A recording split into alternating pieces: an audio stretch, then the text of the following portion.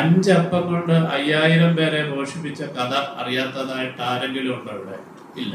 കുറെ കാലമായിട്ട് ഞാൻ ആ കഥ വെച്ചിട്ട് ഞാൻ സംസാരിക്കാറുള്ള ഒരു വിഷയം മാത്രം ഞാൻ നിങ്ങളോട് പറഞ്ഞു. ഒരു കൊച്ചു ബാലന്റെ അടുത്ത് 6-7 വയസ്സുള്ളൊരു ബാലൻ, ഞാൻ ഈ ആടുജീവിതം ചെയ്തതുകൊണ്ട് അവിടെ ഈ കുബൂസ് എന്ന് പറഞ്ഞു കഴിഞ്ഞാൽ നമ്മളിവിടെ കാണുന്ന വാങ്ങിക്കാൻ മാർക്കറ്റിൽ കിട്ടുന്ന കുബൂസ് അല്ല.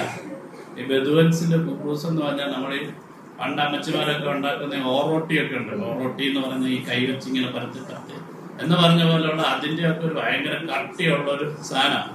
അത് ഒരെണ്ണം വെച്ച് ഒരു ഏറ് കിട്ടിയാൽ പോലും ചിലപ്പം താഴെ വീഴും. അതുപോലത്തെ കനവെള്ള കനലിൽ ചുട്ടെടുക്കുന്ന ഒരു അപ്പമാണ്. അങ്ങനെയാണെങ്കിൽ ഒരു കുബൂസ് ഈ കൊച്ചിന് തിന്നാൻ പറ്റത്തില്ല. 5 അപ്പവും 2 മീനും.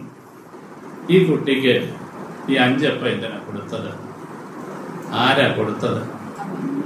ഈ കൊടുത്തു വിട്ട അമ്മയുടെ ഉദ്ദേശം എന്താ?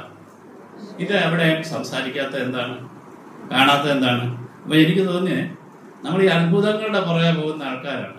അപ്പൊ എന്നെ ഏറ്റവും സ്പർശിച്ചിട്ടുള്ളത് ഈ കുട്ടി മാത്രമല്ല, ഈ കുട്ടിയോടൊപ്പം ചേർന്നിരുന്ന് ഭക്ഷിക്കുന്നവനും അതിൻ്റെ 3-4-5 പേർക്കെങ്കിലും ഞാൻ കൊടുക്കുന്ന ആഹാരം പങ്കുവെക്കുവാൻ കഴിയണം. ഇതാരാ കൊടുക്കുന്നേ? ഇത് വീട്ടിലിരിക്കുന്ന ഒരു അമ്മയാണ്. ഒരു കാണാത്ത ഒരാൾക്ക് വേണ്ടി പങ്കുവെക്കുവാനായിട്ട് കൊടുത്തു വിടുന്ന ഒരു മീല്. അതാണ് ഈ അമ്മ.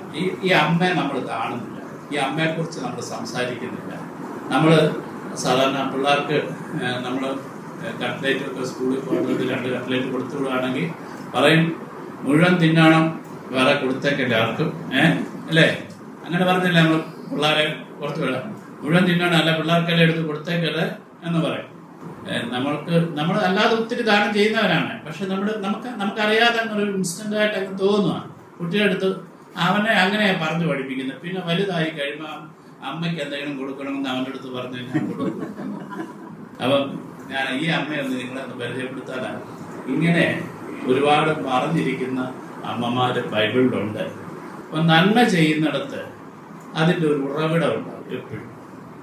ചിലപ്പം അത് കൊടുക്കുന്ന ആളിൽ മാത്രമല്ല, അതിന് പങ്കാളികളാകുന്നത് ഒരുപാട് ആൾക്കാരുണ്ടാകും. അപ്പോൾ അങ്ങനെയുള്ള വലിയ ഒരു പങ്കാളിത്തമാണ് നിങ്ങൾക്ക് ഈ സമൂഹത്തിലുള്ളത്.